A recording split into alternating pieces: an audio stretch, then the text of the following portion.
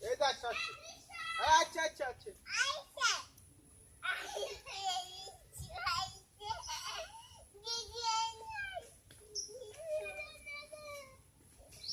ও তোর ঠোঁট লাল হয়ে গেছে দেখছো অক্ষরে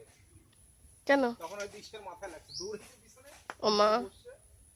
দাঁত লাগছে মাথায় বলছে যে ব্যথা হইছে দেখি ঠোঁট লাল হয়ে গেছে কথা শোন বুঝি বই নাই এই দেখো এই যে তোমার ভিডিও করছি তোমার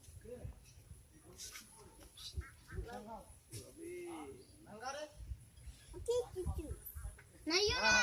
টিসু টিসু টিসু তুমি একটা ছবি তুলো আর তারপরে